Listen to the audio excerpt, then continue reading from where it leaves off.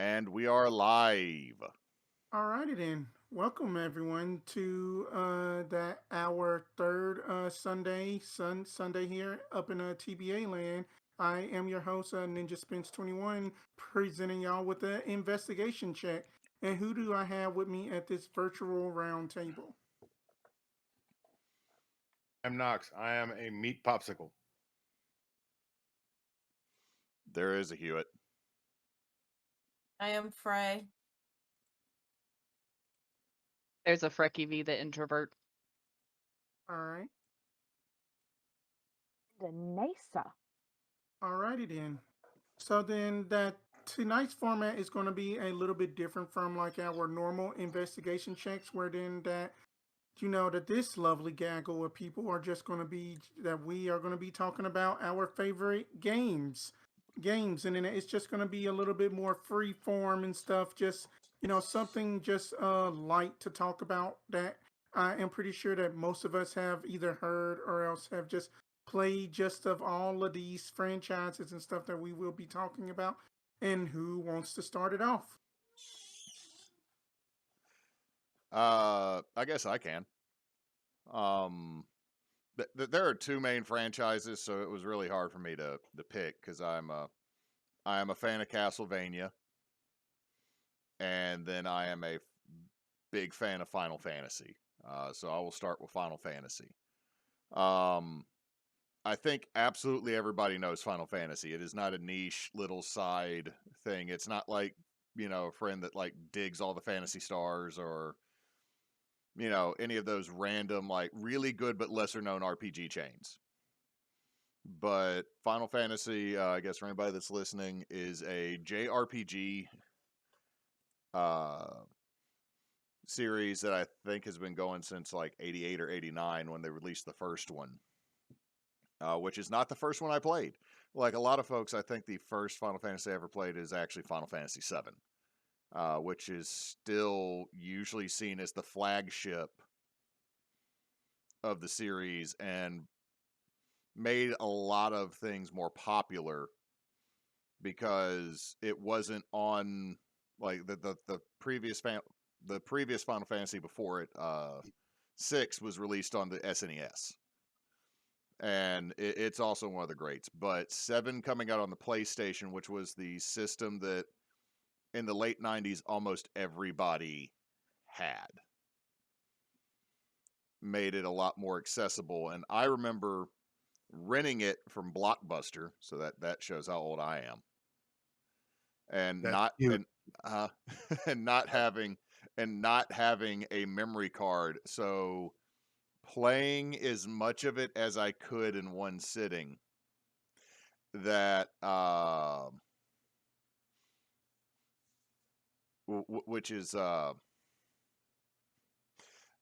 which was annoying because I'd be sitting there playing until all of a sudden my parents, you can't sit there and play a game for 3-4 hours.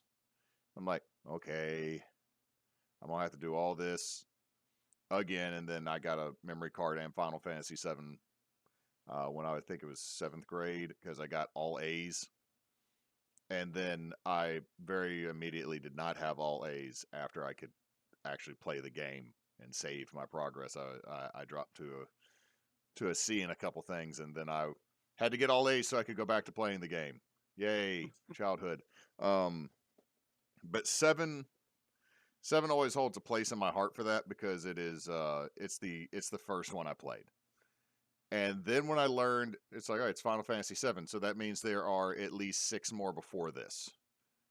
So I played 8 when it came out. I played 9 when it came out, and then they started releasing the anthology collections, and that I learned how much I love the old NES version. And yeah, Spence posted up in chat. So the first Final Fantasy was released as a last ditch effort by SquareSoft to save its company. Um, that's why it's called Final Fantasy. And the spell, like if you play it now, if you play a port of Final Fantasy One now, you will play the newer version that does have mana. You can find a updated version of the original, that had spell slots. You could only cast it. You could only cast so many times a day. So it was very, very D&D inspired initially, especially on the magic user end, is because you'd have level 1 spells that you could cast almost as much as you want, but you could have 5 7th level spells, but you could only cast like 3. So, and if you play the original Final Fantasy, you can beat it without speed running, I believe, in about, and without like cutting corners or anything, I think you can beat it in about 10, 12 hours. Because it is not a huge game, because it was a Nintendo game. 2 is the one I have. 2 is like the only one I've never beaten. Because I've yet to go and buy a port for my computer of it. But once I do, that'll probably be what I stream for a hot minute. Because 2, they shook it up. You ended up leveling up by using skills. So the more you use the sword, the better with the sword you got. The more you cast magic, the better with magic you got. The more hits you took, the higher your HP would get. So it resulted in early grinding to where you would just keep smacking your party. You'd be like, all right, this thing can't kill us. We're just going to beat the hell out of ourselves for the next 5 minutes so that when this is done, we all gain 20 HP. And I kind of like that system. I've beaten 3 once before, but my port on the PC doesn't work because that port doesn't like USBs for some reason. So it has decided that it does not like me and I can't play it. 4 is one of the, I think 4 was released as 2. 4 is best game. I think 4 was released as 2. Correct. With Cecil. And I really do enjoy that one. Especially the mid-game flip on your party. So I think I have that one somewhere. I don't know if it's on my PC or not. World record is 3 hours. Oof. 4 was my first. Like you say, there are a lot of you young upstart think you know what the hell you're talking about, Final Fantasy fans. You say the words Final Fantasy and Cloud is the first thing that pops into your head. That is incorrect. It is Cecil and Kane in his armored booty shorts jumping for his life. That is Final Fantasy. Also, you can hold your opinion. I will tell you Also- that I will continually tell you you're wrong, but I understand since it was your first that it will be your favorite forever. and also objectively, Final Fantasy VIII is a great game. I don't care what anybody says. I was going to get to some of the things I felt about the games here in a little bit. Before was released as 2. 4 has a great story. It took me really long to beat 4 because this is back in the day when you could get a Game Shark and plug it into the back of your PlayStation. There is a problem with all the Game Shark cheat codes for the PlayStation version of Final Fantasy IV. It'll make you max level, allow you to do max damage, but whatever HP you're at, if you do not start, like if you have a save and you add it, it will lock your HP in at that amount. Which means I had a friend put all the cheat codes on my save, and that left all my party with like 1,000 HP. Like I was wrecking house on damage, but if something could do more than 1,000 HP in one hit, party wipe, and it made it impossible to beat the game. And I was so pissed I didn't go back and replay it for years. 5 is fun. Not gonna lie, I do love 5. It introduced the job systems that was perfected by my second favorite, which is Final Fantasy Tactics. Brought in that. 6 was released as 3 in America, and it has a really good story, and it has, regrettably, the most effective villain to be released in Final Fantasy yet. Kefka actually did destroy a solid chunk of the world. Sephiroth, as much as he looks cool, is mostly a mama's boy with a giant sword. 7 again. The reason I will say this, I love 7, is it brought in kind of a post-apocalyptic look. There is kind of a trash punk, gutter punk, almost in some places kind of cybery punk element to it, which if I had realized that was kind of partly my jam back then, I might have been more comfortable with myself much earlier. Then there's 8. 8 is fun. I have a serious question about the college system that they have there. But it introduced the Gunblade, which is nice. 9 is my least favorite. I have one of those Same. guns. 9 is my Bro. 9 is not a bad game. I've beaten 9 3 times, and I've done something different each time. 9 is not a bad game. It's just not my favorite. When I'm talking about Final Fantasies that I've actually gotten to play, 9 is at the bottom, and that doesn't mean it's bad. It just means that somebody has to come in last. Here's what my problem with 9. I bought it when it came out. I played it on the PlayStation. They tried too hard with 9. Well, my thing is, I could get past the artistic style. I kind of like that you can learn certain skills from your weapon. That was kind of cool. The issue I ran into a lot with 9 was there are times the story is absolutely boring as shit. I would give you that. The story is kind of boring in a sense, and in that up in Nine's defense, that after that the backlash that they have received from Final Fantasy VIII, that they had went back to form with Final Fantasy IX, and then everybody had lost their shit in Final Fantasy X whenever that it was all of that nonsense going on. Well, But I'll give my opinion about 10. 10 was fun. Aaron is Bay. Okay, is dope. Yeah, Aaron is my boy. I loved Aaron. Titus Laugh is creepy. That's Johnny Test. And Obi-Wan And, Kenobi. and Obi-Wan in Wait. Clone Wars. wait, what? The voice actor for Titus is also the voice actor for Johnny Test and Obi-Wan Kenobi from Clone Wars. Among a billion other Okay. things. So the other stuff is Riku was the most annoying character to be introduced in Final Fantasy to date for me. Then there is just my best friend bro soccer player and his big titty goth girlfriend combo. That then spawned a side game, which I will say this: the one thing that I blame 10 for is 10 is responsible for all the we're going to do a continuation of this game instead of jumping to something else. Never I played. will say that. Never. I will say, Uh-huh. I never played 10 2. I did, and it was I rented it and I played it for a couple hours. I couldn't.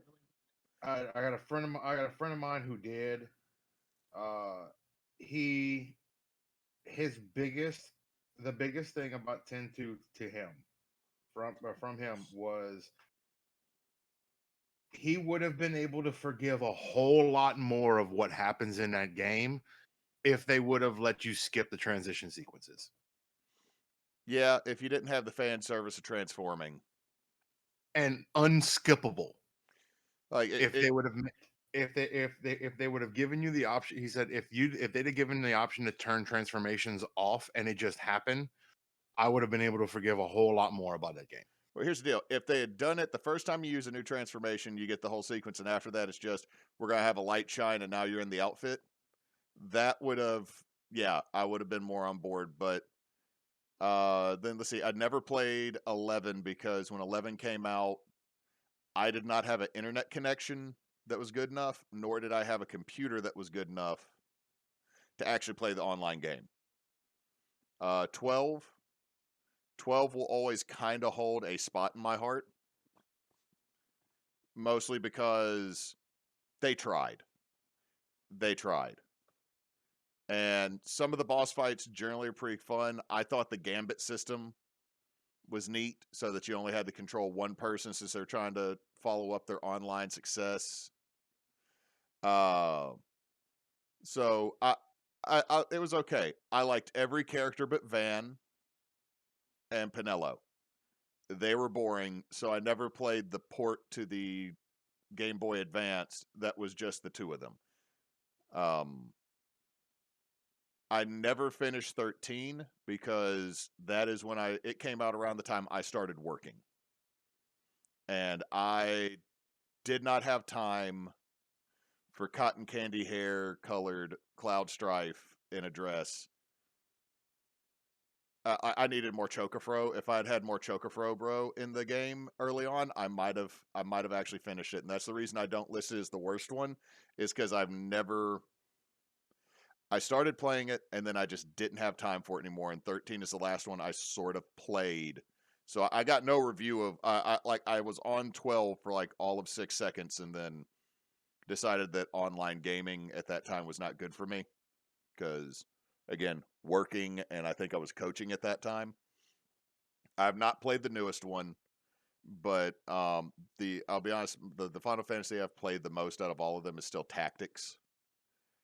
Like, Tactics has extreme replayability because you don't have to play it the same way twice going through the job skills, and that is super fun. I never played it, Final Fantasy Tactics Advance or Advance 2, because I didn't have a Game Boy at that time. So I might try to see if I can find those ports to play as a ROM, because I had never played a tactics game before Final Fantasy Tactics, and then you give me one where you're like, hey, I'm kind of a mercenary, and also the entire series of governments and the religious institution of this time are being shitbags. I'm in. I'm in. Religious civil war because the church is being shitty and might be predicated on a lie. I'm involved in this system right now. Give me more. But I just loved it because, I mean, it was my first RPG experience. Like, I played Final Fantasy VII, and then 6 months later, my buddy Noah goes, hey, do you want to play D&D? And if I hadn't played Final Fantasy VII beforehand, I might have said no, and we probably wouldn't be, or at least I wouldn't be on a podcast like this right now talking about video games and playing in or running D&D games 2 to 3 times a week. So that's one reason I picked it over Castlevania, is it lit a fire in me that I ended up loving. And also, almost every single Final Fantasy soundtrack slaps. Mhm. Like there is good music everywhere. Victory Fanfare is still my ringtone on my phone for anyone that does not have a special one. For the few times I remember to actually have my phone off silent. Which right now I am putting it on to vibrate because we are online. So Alrighty then. that's what I got for Uh-huh. That's what I got for Final Fantasy. So yeah. All right. Oh, also, I'll say this: anyone that's hating on the new Final Fantasy VII remake, I kind of get it.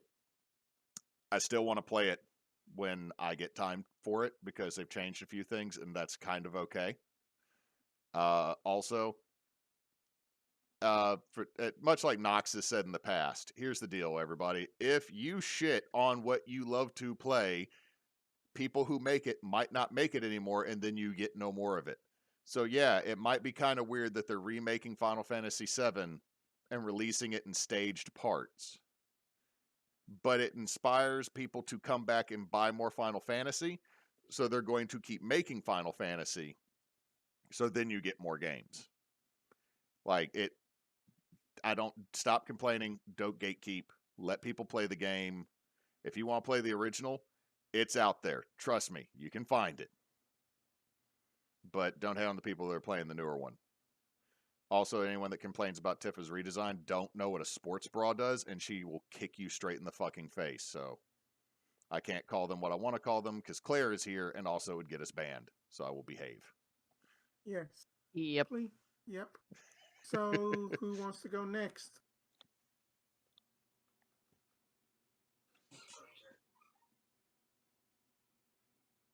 Well, I have here's my thing. The word favorite to me is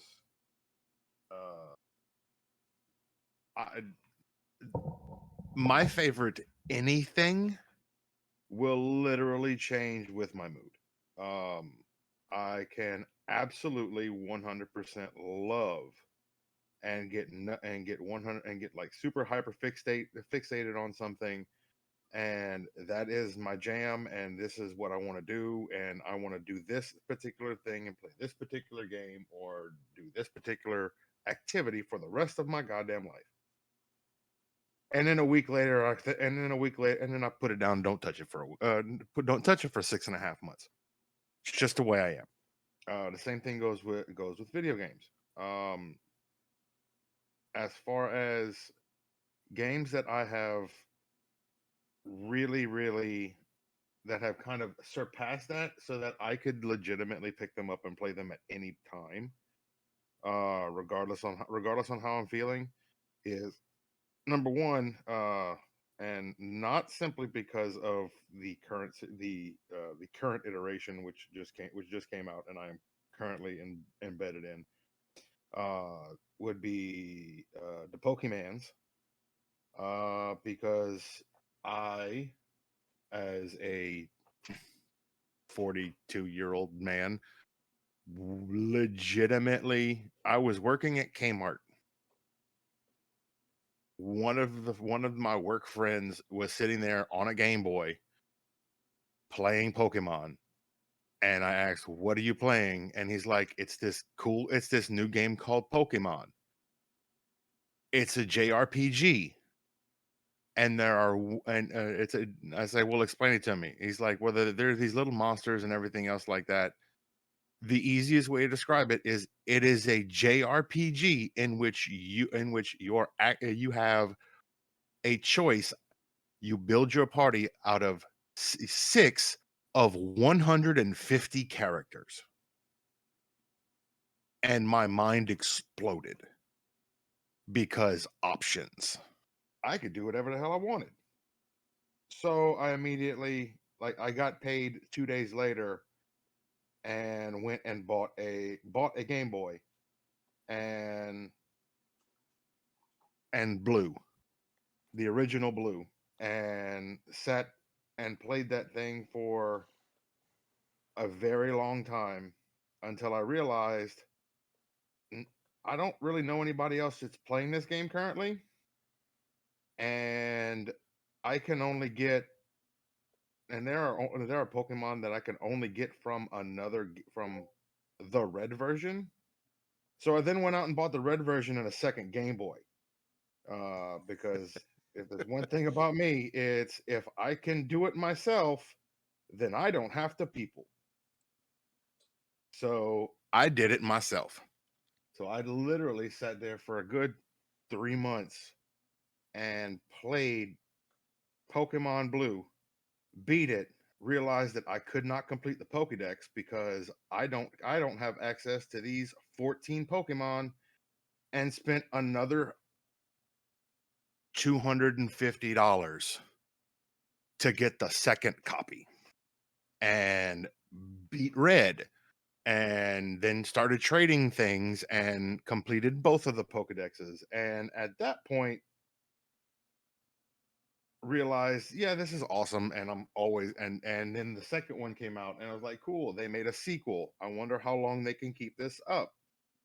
And A long ass 2020, time. yeah, long ass time. Silver's my favorite. The silver's up there for me. But just opening up and hearing that MIDI,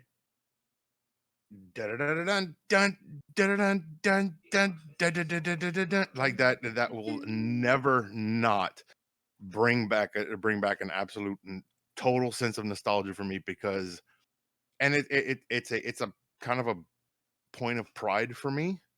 The same thing with the same thing with Final Fantasy for me, considering the fact that the first one that I played was quote unquote 2, which is Final Fantasy 4. like I said before, it's kind of a point of pride that I've been in these games. I have played these games since nearly their inception, and in Pokemon's case, since its inception. I bought it a month and a half after Red and Blue released, and but I have legitimately the only Pokemon games that I have never played are the remakes. Uh, Alpha Sapphire, Omega Ruby, Alpha Sapphire. I have it. I haven't played it, but I played Ruby and Sapphire. Just saying, you're missing out on Heart Gold Soul Silver. Holy shit, that was like peak remake at this point, frankly, It outside was. of the Legends new series that they're doing. I now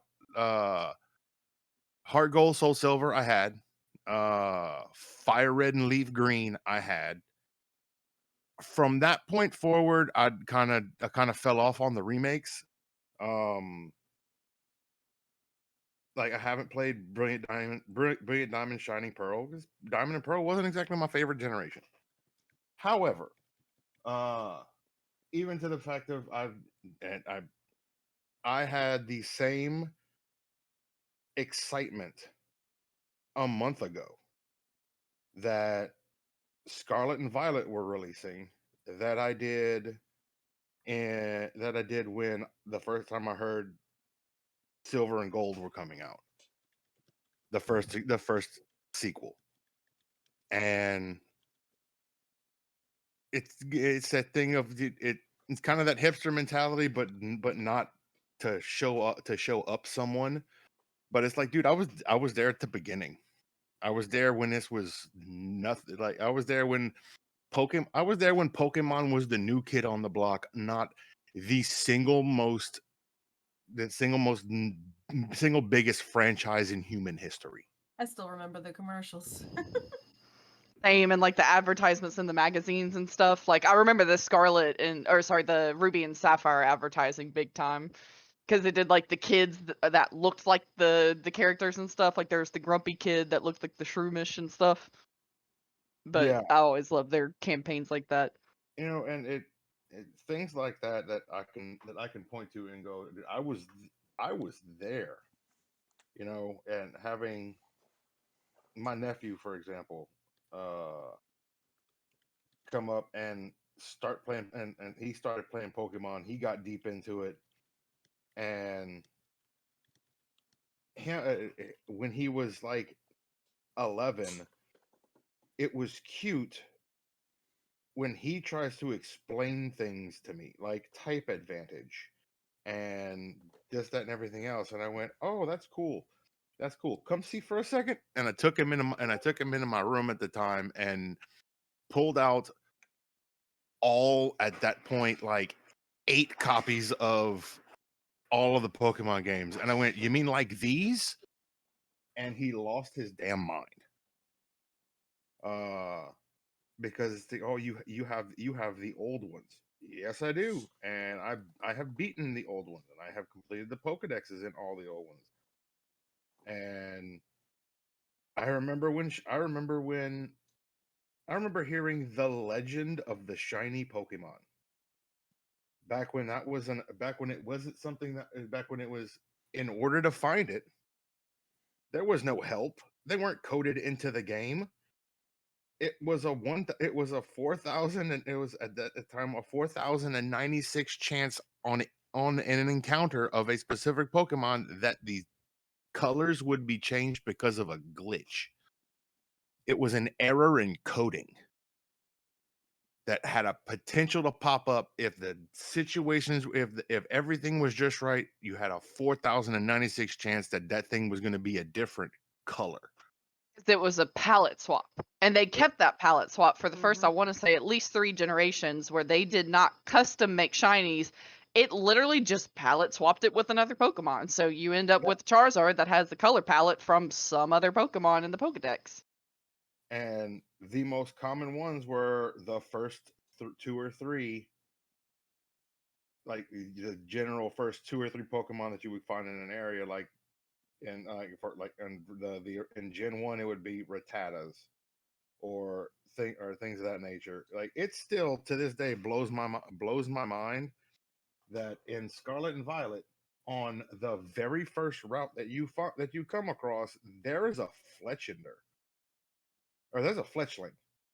Like, are you like access to a fire Pokemon within 5 minutes of the game starting? Firebird How? go burr. How? Why? That's too overpowered. Because I come from back in the day where if you had any knowledge of the game at all, you picked Charmander, His fire didn't come along till the token volcano-ish related location. which was the literal second to last gym Mm-hmm. and the last location that you found while making the loop of the continent. That's where you found fire types at the end. So it amazes me how far this series has come, and all of the innovations and everything going on with shiny, and I'm still playing this shit out of this series. I love it. It hits that collector part of me, which was there previously. It it just ticks all the buttons, and the best thing on the face of the planet that they could have possibly done was introduce probably what is honestly a better game series in the franchise, and that's the Legends series. The Pokemon Legends Arceus is a complete departure from the status quo. It is a legitimate, well, it's not legitimate. It's kind of on rails, and you can't go anywhere. You can't go anywhere that you want off top. But it's area based, free roam. You can just chuck Pokeballs at things and catch them. Like I can't tell you, I battling Pokemon is legitimately a secondary thing for me in that game. It is you sneak around, you throw a berry to distract the Pokemon. It goes, it eats the berry. You sneak up behind it and bash it in the back of the head with the gigaton ball, which weighs about 5 pounds. So you take a shot put and you slam it in the back of this thing's skull, and you catch it. That's how I play that game, because it's awesome, and there is a rush in knowing, hey, this is if the game was real, this would be how I would play it. I would literally sneak around and catch shit. That is my Because jam. also they can fucking kill you. Yeah. They can. It is the first game in the series in which you take Pokemon damage.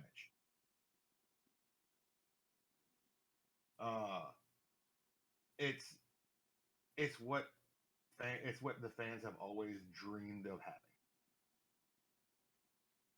and Yeah. it is dope. It is dope as hell. Also, I'm with you at Castlevania is awesome. Yes, Castlevania is awesome. Smack them with my Growing- whip. Mm-hmm. Growing up in just that era of being part of Pokemon craze, I had the special Pikachu edition, and yes, that I did try to use Thunderbolt on the Onyx and Brock, cause Ash did it in the anime. It worked, but it didn't work for me. But anyway, then that One of the biggest letdowns of our childhood. exactly. Speak for yourselves. Let me put this into perspective for y'all. I didn't, because I fought Brock before the anime came out. Yep. And when he did that, when I watched the anime and he did that, it was legitimately one of the biggest throw my hands up in the air and scream, okay, so that's how we're going to do this. That's what this is about. that there is a running gag between me and then that some of my other friends that we just call Ash Ketchum just use fluke attack because that's how he be winning. He just used fluke attack. Pikachu, use plot armor. Pika Pika. To be fair, Pikachu. in the canonical world of Pokemon, especially as it relates to like the manga specifically, I will say there is joy to be had in the lack of typing when it comes to creative uses of moves such as that. Now, I'm gonna say using a fucking Onyx as like a lightning rod is a little bit bullshit. If it was a Steelix, maybe that would make a little bit Yes. more sense. But it does make sense in certain ways that, like, a slash, for example, can literally cut a Pokemon in half. It's a little bit dark. It ain't gonna show up in the games. But when you can actually play around in like a 3D, like, hey, Pikachu, run, go jump off this shit, then do a backflip and then zap him, it makes a little more sense than just bashing each other's faces in like it is in the I games. mean that you have this little animal that can basically do a Dungeons and Dragons fireball instantly and just create chaos on I your mean, shoulder. let's What is True, this? true. let us not forget the one major flaw of the entire Pokemon series. Every last one of us that have played that have been a Michael Vick. Because Oh, all we've done is do animal fights for our own entertainment and to collect certain random ones. I'm still going to do it because I love Pokemon. But it's one of those of, haha! Like, oh yeah, we're literally letting children go out and go to cockfights. That's what this pretty much is. But also at the very beginning of Pokemon, especially back in the early trading card days, Pokemon and animals were not the same thing. There were Mhm. animals and there were Pokemon. But then as the generations expanded and the world expanded, those animals were able to be replaced. So now it's not just generic bird in the sky, it's like actual birds. But there very much so was an original card of either a Victory Bell or a Weeping Bell, I don't remember which, but it just had straight up a bluebird sitting on the lip of it, like about to Yeah. get eaten by the Victory Bell, and it was just a bluebird, no Pokemon. So And now, theoretically, it was probably a little more Digimon-like if these are fake created things, but now it's its whole world and stuff. So now you're and when now you're telling me, Claire, that the real thing about Pokemon is we need to be worried about GMOs.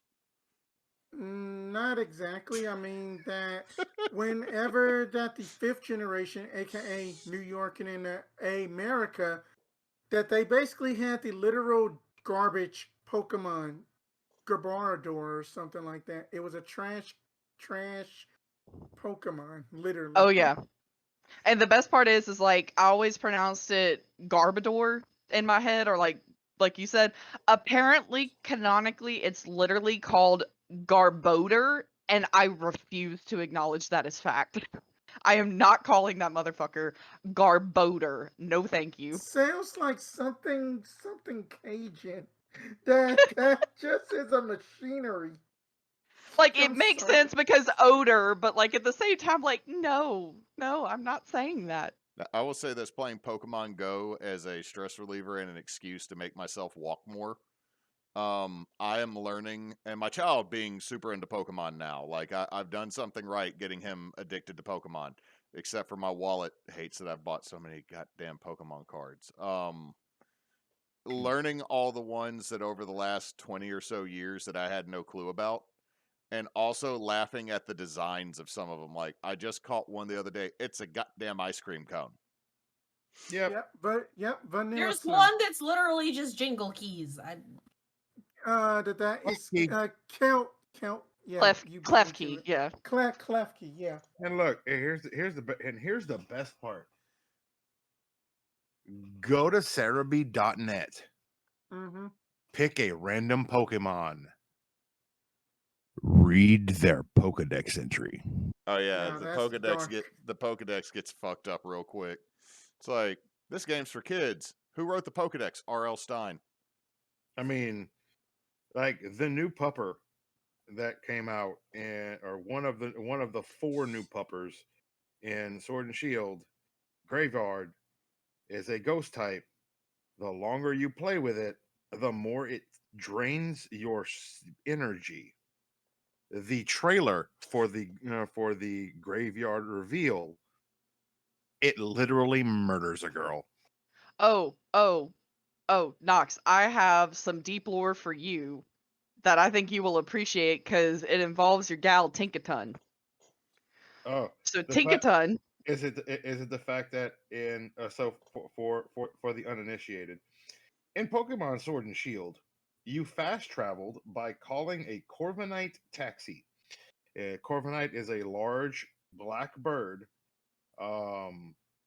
that would grab onto a cab and run you and move you around. That's the animation. It was the Corviknight taxi service. It's meant to represent the black cabs in London.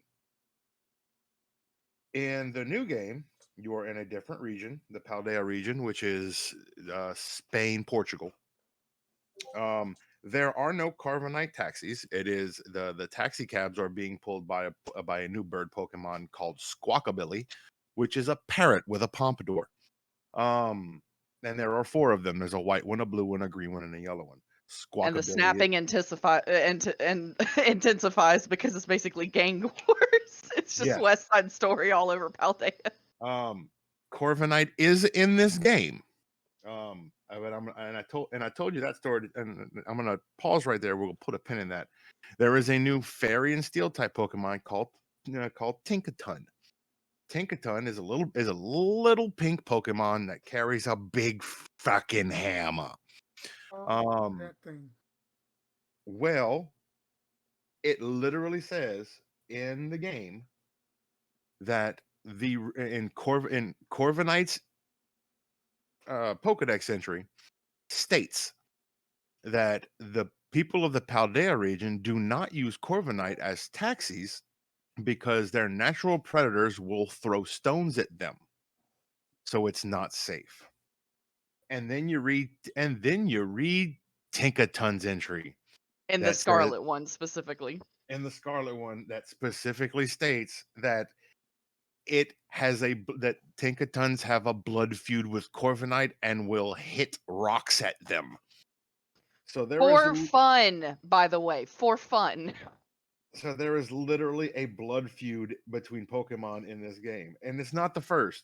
The first of those blood feuds is, if I'm not mistaken, is Zangoose and Seviper. Yes, Yes. that's the throwback to Ruby and Sapphire. And Tinkaton also have a genocide going on with any B-Sharps and Pawniards because that's where it gets the metal for its hammers. Yep, it beats What the the shit out. fuck? Yeah. Oh yeah. Yep. Pokedex, like Pokemon is for kids. The Pokedex is for horror aficionados. Yeah. I Yes, it I feel is. like I feel like I like Take a Ton now. Yes, it is. And then that basically that who wants to go next on their game that they want to speak about. I'll go. Um, Or Nasa, did you want to go? nope, you said it first. I have a delay. You're up. Oh, sorry. Okay, so with mine, we'll see if anybody else has actually played either of these games. I feel like one, there's a good chance, the other, probably not. And I'm not going to go on too terribly long about either of them, but I really wanted to focus on like actual legitimate specific games that I call them my favorites because they're not just the ones I binge upon release or I binge once and just, play the ever living shit out, get a ton of hours and stuff on Steam, and then I'm kind of done with it. These are the games that I go back to repeatedly and I crave them when I don't play them after a certain amount of time. Yeah, these are the games you go back to after you do that. Yes. One of them, which probably I would list as being my genuine favorite just due to how many times I've replayed it, though granted it's a shorter campaign. Frankly, Fable 3. And I know that for people who are like fans of the Fable series as a whole, that can be a very divisive answer. I did play the original Fable. I also played like the remake, the anniversary edition. But Fable 3, something about the combination of there's still the classic, UK humor, There's still kind of the funny adult themes, like, there's literally prostitutes, there's taxes, there's people getting drunk and vomiting in the street. But this game took something with the normal formula and decided to swap it around, which is in a standard, normal, like you're playing as the protagonist and you need to defeat the bad guy. You defeat the bad guy in the third act, and then the game's over. Maybe you have a little epilogue, but that's it. This game was very much so made to dispute that, and instead the majority of the game is, what do you do now that you have defeated him? So first of all, has anyone ever played Fable 3 by chance? No, I have seen like reviews and stories about it though. Okay, I didn't think so. um Also, the only reason I really played Fable 3 at the first place, that was kind of a one-off, was I played Fable 1, wanted to play the next one. I did not own an Xbox at the time, so the next one that I could play was Fable 3. Super don't regret it. Wish I'd played 2, but I never had the ability to do so. But Fable 3 was out on PC. But the general gist of it is like, you are either a prince or princess at the beginning of a game, and your brother is the king of Albion. And if you know anything about the Fable series, it's always Albion. It's always, Bowerstone that is like the main city, but it kind of steps up through the ages of, like, it starts out being medieval, and then the second one, it kind of progresses a little further. And so by the third one, you're in like the true advent of the industrial age. There's factories, coal mining, that type of thing. And so your brother is essentially known as a tyrant. And at the very beginning of the fucking game, you got to make a decision. You got some people that were revolting against the crown, and you have your significant other. Your brother says, you want to fucking rule? Which one of them dies? You got to pick right now. That is the first decision you make in the game. Are you going to spare the masses for something you think that they're not guilty for? Or are you going to condemn your significant other for the same innocence, but it's one versus many? And that decision then kind of teaches you have to balance things. Because as you played through the first third of the game, you are playing a standard Fable game where you care about your character. You're making morality choices. You're making, weapons choices. Am I going to use magic? Am I going to use guns? Am I going to use, sharp weapons, blunt, whatever? It's classic RPG. And then you beat your brother. This is not a spoiler, because this is, again, the end of the third act. With the help of the friends you've made along the way, which are usually like tribe leaders or town mayors, things that, have agreed to help you if you help them, they will help you overthrow your brother as long as you pay them back. And so finally, you get to do that. So you're now the fucking king or queen. And so now your decisions do not just affect you. They affect the entire fucking world. All of Albion now, you can go and manage taxes, laws, how much budget do you give to the guards? As you progress, you start realizing, okay, in order to make enough money, I've got to tax the shit out of people. Now they're getting mad at me. People are getting upset. The treasury's running low. I've got to try to put money in it, but I have none to spend. And it turns into a little bit of, I guess, just like a resource management game, while still progressing to the point at which there comes a time where you suddenly realize what the fuck your brother was doing. And that is, there is something bigger and greater than all of Albion, all of Aurora, which is another continent to the south. There's something greater than the world that is a problem that you now have to fight. And where the fuck are you going to get that money from if you've made all of these promises to all of these people to help them, to fund them, to provide food and shelter? Where are you going to get this money so that your kingdom doesn't literally die? And that's honestly where I think the brilliance in the game comes from, is very early on, you essentially think you win. And when you find out what happens, when you find out that there is this darkness that is coming, it is one of those types of levels that I generally don't care for. And the first time I had to put the game fucking down because I was not ready for it. But it's one of those things where you're just playing through, minding your own business. You go to the next quest, and next thing you know, you are across the map in a desert, shrouded in darkness, alone, and you can't see shit, and you can't go back. And that's when you realize that something is very, very, very wrong. And normally with those types of quests, I I'm an open world lover. I love being able to kind of pick up and put down and, oh, this is too hard, I'll come back to it later, or this is too tedious. But you get shoehorned into suddenly a very horror 30, 45-minute long slog through shadow creatures and darkness and loneliness and specters of people that you care about that are talking to you and speaking evil of you. And you learn that, oh, fuck, this is what my brother meant. This is what he was talking about. It is here. We don't have time. I now have to get my people ready. How the fuck am I going to do that? The benefit is, like any game, there's little tips and tricks you can do. One of the things that you can do in this game, if you want to keep your morality and continue to be like a good person, is you can either completely lower the taxes and just let a small amount of taxes roll in, or you can put taxes up to max and then just chill for a bit and then lower them, and every time you lower them, people get happy. The way I did it is I would just leave my computer on overnight once. And that would grant me enough in 15-minute increments taxes in order to be able to save everybody. But it was probably by far my favorite game. Also, there is doggo. You have a pet doggo. You can change the type of doggo you have, which is always fantastic. Your doggo cannot die, which is also fantastic.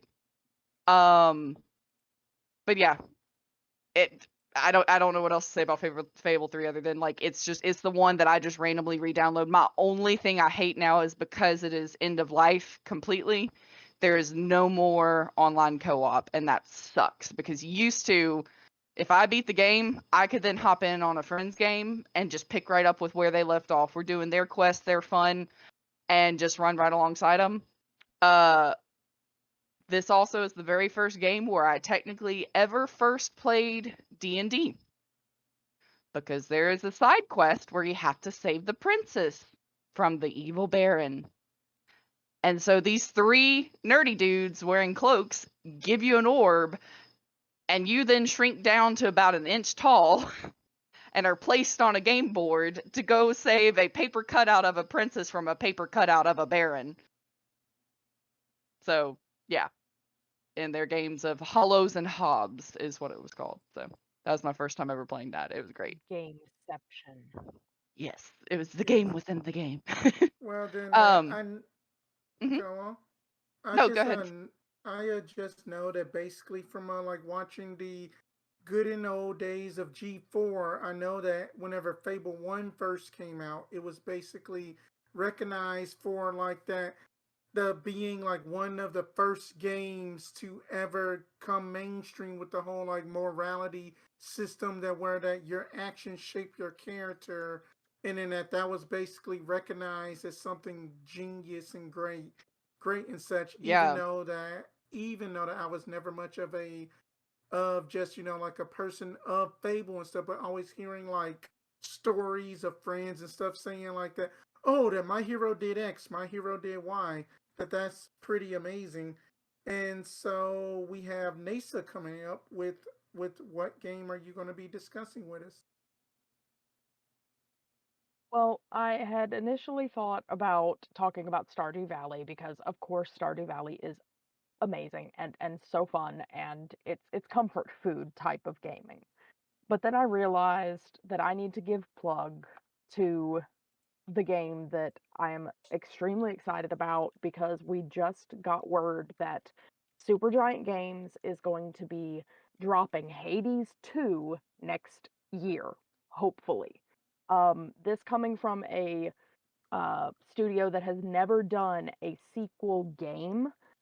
It's the biggest news ever. So Hades is a roguelike, isometric game that marries the traditional Greek myths to anime levels of art and then smooshes it all together with really the most replayable anything that I've ever seen, read about, touched, heard about. It's the best game to go back to have multiple save files on.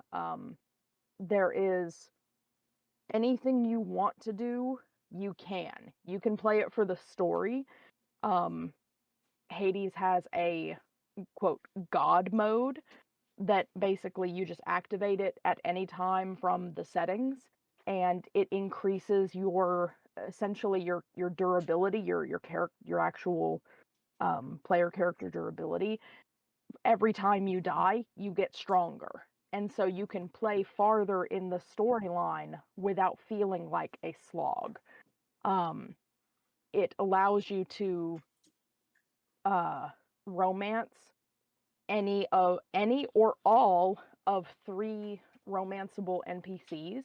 Um, and polyamory is not something you find in a game. And because it's Greek based, that is just it's so true to the original story material. It's so true to the concept. Um, the entire premise of you can keep fighting and you can keep trying, but you never actually succeed is the core of the game. Um, the tagline, "There is no escape," is absolutely 100% true. You never actually get out. There is no end.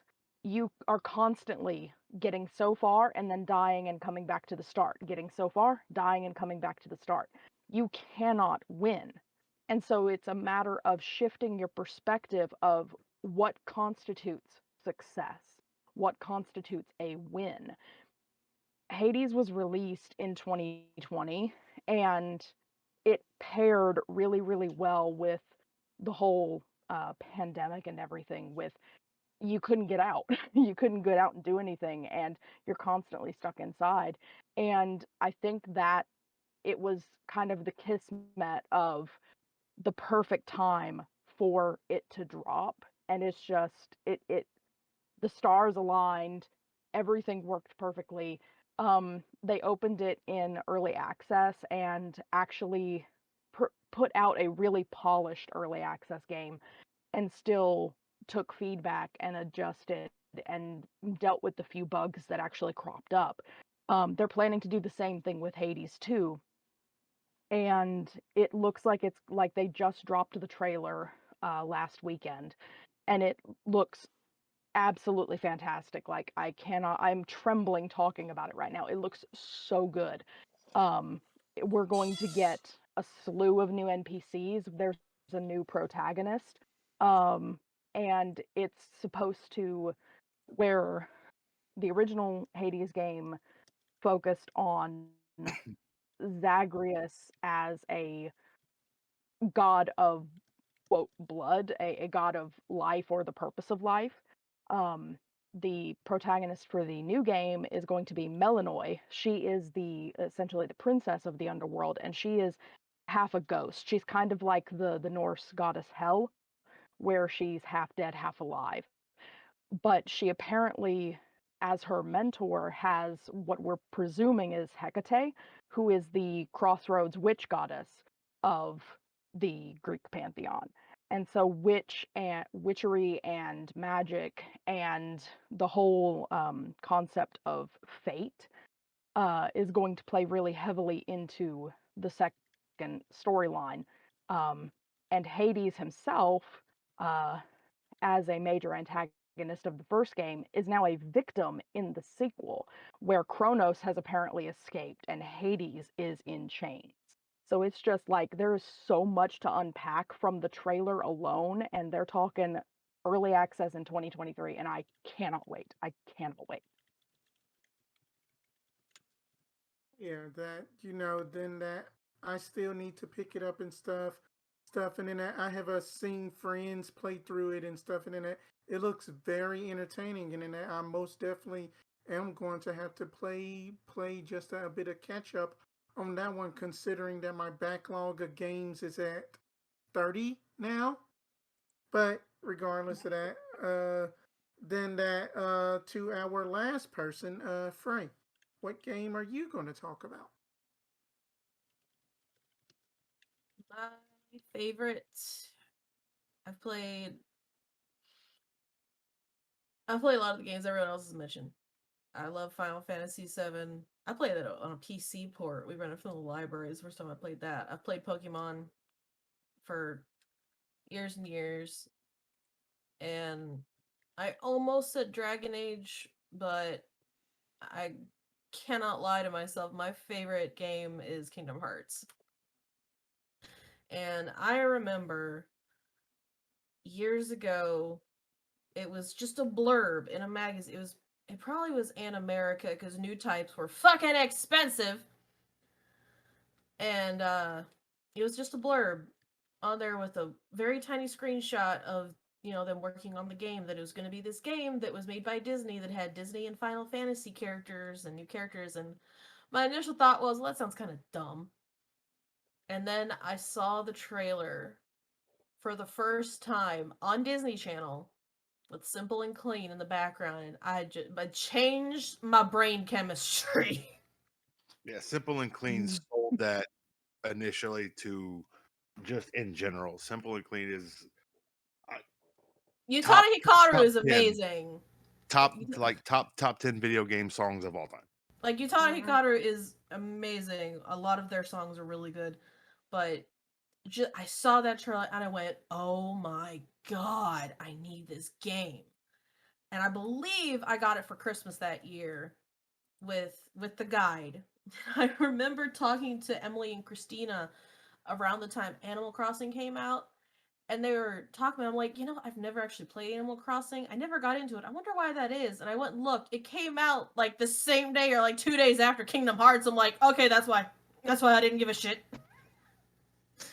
But it wasn't my first video game or anything. I played plenty of games before this. Kingdom Hearts is the first game I have ever played 100% to completion. All around. I actually have never finished in their entirety a lot of games before Kingdom Hearts. Part of it is because my family rented games a lot. We didn't buy them because games are expensive. I mean, we know that they still are, but we got from Hollywood Video a lot. But that was my game, and I loved that game. I still love that game. I have not gotten to play 3 because we only have a PlayStation 3. But I have played Kingdom Hearts 1. I remember I was almost in tears when I beat that game. Because I was like, oh my god, I beat it. I actually finished this story. And then it kind of ends on a cliffhanger. So when 2 came out, I lost my shit. And then you spend the first several hours not playing as Sora, and I'm like, what the fuck is this shit? But Don't even see a Sebastian the Crab for like a millennia. Right? God, that And section. I was got, like, but yeah. playing 1 and seeing the characters pop up, especially when it was Final Fantasy characters. Like, look, I got my best friend, Amanda, into Kingdom Hearts. And there is one reason why I got her into Kingdom Hearts. And his name is Leon. Not Squall, Leon. Because I went into this game, and she was also a massive Buffy the Vampire Slayer fan. And do you know who does the voice of Leon in the first Kingdom Hearts? David Boreanaz, Angel. Sure. So I told her who he was, and I showed her what he looked like, and she went, "Holy shit, I need this game." We like this game, and we like Leon. We used to make a game out of seeing if she could outrun Goofy, because Goofy would, they follow you, but we would try and see if we could outrun Goofy. Like, we ran all the way around Traverse Town, and she jumped on top of Sid's shop, and she was like, I think I finally got him, like, to glitch out. Turned around, first person camera, there's his face, right the fuck there, breathing. If we could live stream it back then, it probably would have gone viral for the noises we made when we saw his face. I can find you wherever you go. I mean, But- I still to this day want Goofy and Donald to be the pallbearers at my funeral, so those two sons of bitches can let me down just one more time.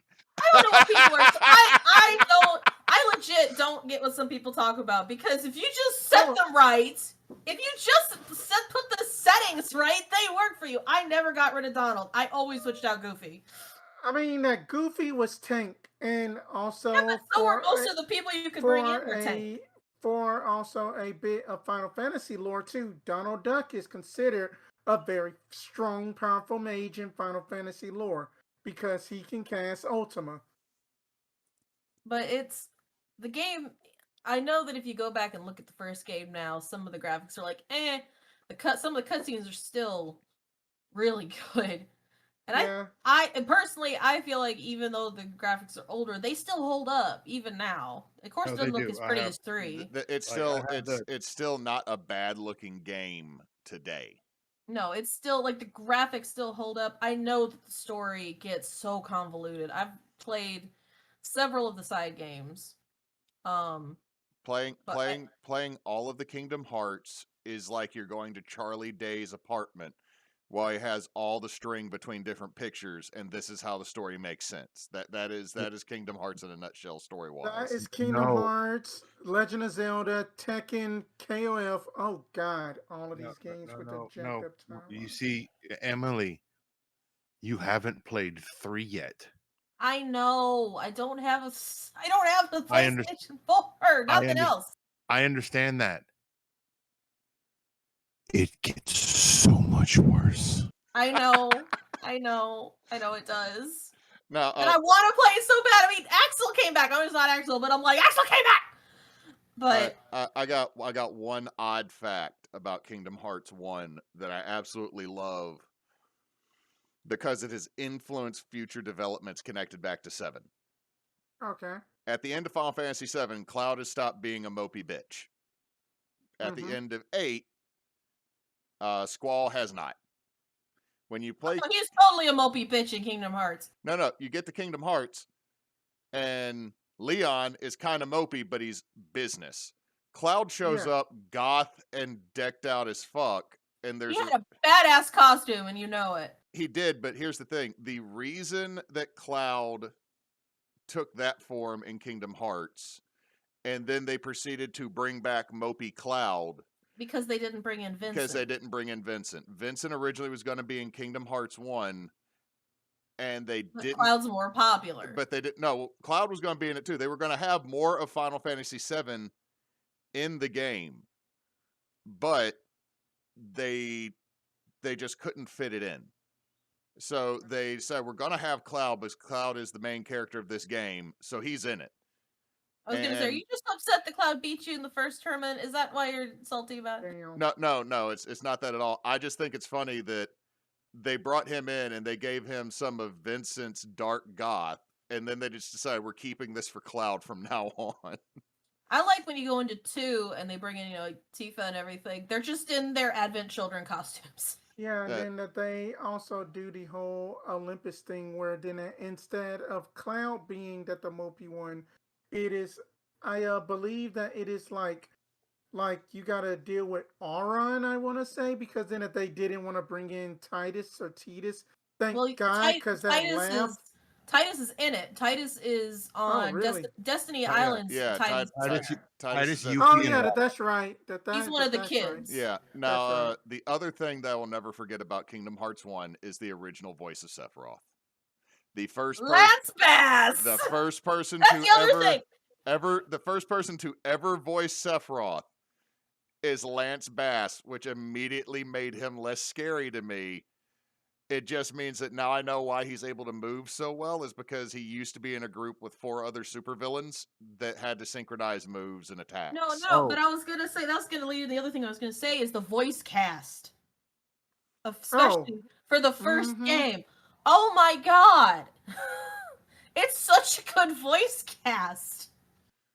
Yes, it really is. Like And even that- small roles, like Leon is Dave Mariana's, and Aerith was it Mandy Moore? Yeah, was it was, I Aerith? think it was Mandy Moore in the first game.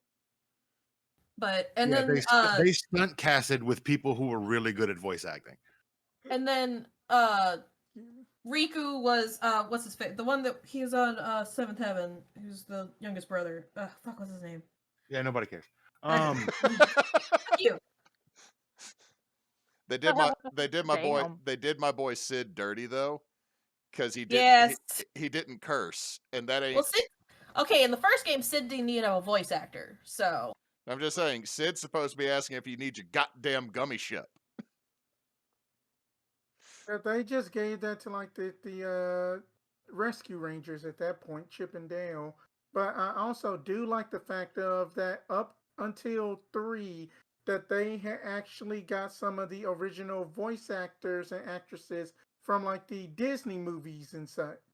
oh yeah, yeah, Oh, that's you sign a contract with the mouse, and they have you for multiple like projects. There is Ariel, there is not just Belle, one.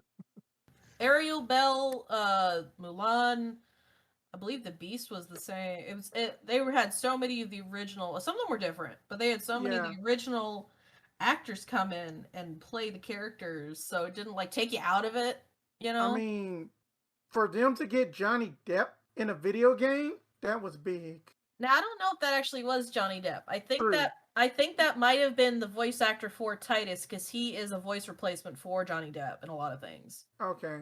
That probably He's a makes good sense. actor though. He like sounds just like him Well, because and that's his big thing is he voice replaces for a lot of characters. I know in 3 it's Woody is voiced by Tom Hanks' brother. Yeah, he does Yeah. that in a lot of things. If it's not Yeah. the actual movies of Toy Story, it is usually Tom Hanks's brother. And any toy, There's a few shorts where it's Tom Hanks, but some of the shorts are his brother. and it's if you get any of the toys of Woody, it's not Tom Hanks. It's his brother that did a lot of the lines for the toys. But Yeah, I mean that Kingdom Hearts was also one of those series that basically you would just think like, wait, Disney and Final Fantasy together, you and wouldn't think it would work. and then everybody lost their shit when it did work. And it did. It really did work. And I got my brothers into it, especially Evan, and I have made him a Kingdom Hearts 1 and Kingdom Hearts 2 Sora costume before. And I don't know, that game is always gonna have a special place in my heart, no matter what, no matter how convoluted it all gets. And I want to play it so bad with Vincent because he loves Disney. And I think he would absolutely love parts of that game. But I don't know how much room the Switch has that he has, and I don't know if they have them individually or only in the big old pack because there's like 6 versions of every game now. You Like only Reach, need the you only need the newer one. Chain You of don't- You Memories just has need like just all of like them. Kingdom that you just need that the Kingdom Hearts like like remix, part into 1.5 days, Let's see how all of the if I numbers could and just stuff. have one, I'd be happy Okay. because I just want to play it with him. So I own the remakes. I own them for PlayStation 4, and I believe it's the same on the Switch. I think they've made 1.5 Chain of Memories 3 times. Well, here's the thing. 1.5, 2.5 remix comes with all of the most of the DS games as well. Mm-hmm. Most of them are visual. Like you don't play the games, you watch the Okay. cutscenes. Okay, that makes which is kind of an improvement on some of them. So I I think like Chain of Memories, but Chain of Memories got a little old. I think you can play. They have Because Rechain. they did Rechain of Memories, which was a PlayStation port. They updated the graphics and everything. But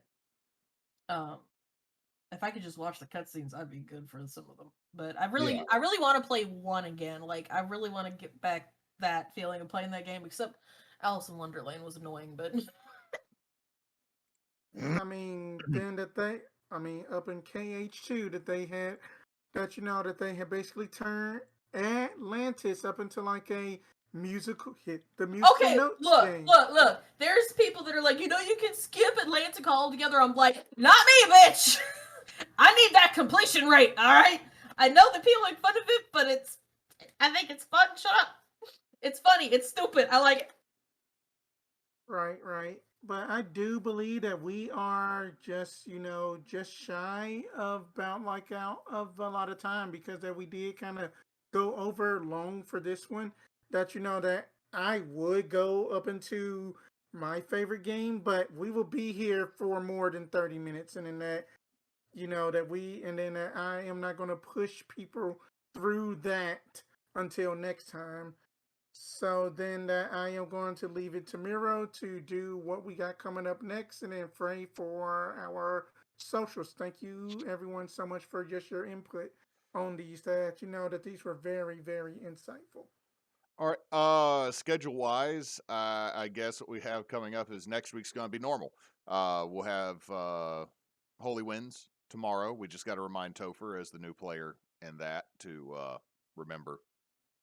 Let's see. Thursday we'll be back with Tears of Kairos. Next Sunday we will not be doing anything because it will be Christmas. Christmas. And the week after that will probably be quiet. I will have in-laws here. I might stream something that I do with Evan and Cole. But other than that, the week right after Christmas is probably Play some games they like, and they can make fun of you. Oh God. No, they'll be sitting here while I'm forced to play Choo Choo Charlie, which Oh God, Oh not that no! game. No. I don't want to. But Do not play that while our child is awake. no, I won't. But You here's will traumatize him. I'm gonna traumatize myself. Claire and Chris Okay, told me your I have to brain play is already developed though, and you don't have an obsession with trains. Our child does, and does not have his brain developed. That will hurt him. Yeah, I will not play that game with. I don't want to play the game, period. But it was bought for me, and I've been told I have to play it. Who bought it? Topher. God damn it, Topher. And Claire's over here telling me I gotta play it too because she's evil. Jesus Christ. She just wants to see me scream as a train chases me. I mean, that 100%. is the dream. That is the dream, and then All- also to see you. It will just be an honor if you can get through a tutorial boss or just any boss in a Dark Souls. You don't have to play it again. Yeah, y'all can keep working on me with that one. No, You can go with Samurai Souls and play Neo 2. No, y'all can keep that whole franchise to No. yourselves. You can. That's a no for me. That's a hard no. But so we might have some streams that week, but it'll be random, unofficial. Hell, it might happen at 10 a.m. in the morning. So, so the week after Christmas is going to be kind of quiet. Don't know about the week before New Year's. We're just kind of playing the next little bit of the holiday by ear. And now for all of our socials from my lovely, beautiful wife. We are at bonus_team on Twitter. We are team bonus action here on Twitch, over on YouTube, over on Instagram, and on Facebook. You can see all of our previous things, and things from Extra Life have been going up over on YouTube. And you can see all of our previous investigation checks, everything else over there. So give us a watch, give us a follow, give us a like. And if we add any more social media in the near future, because Twitter is a hellscape, then we will let you know. Oh boy. That. Yeah, they got a muskrat infestation at Twitter still. Oh, that it is gotten worse. It has Oh gotten no! worse. He put up a poll asking if he should step down as CEO. Yes. Yeah, but it's because he met with some people over the weekend that look like they want to get involved from Saudi Arabia, and they're like, we don't want you there. So it's like, what?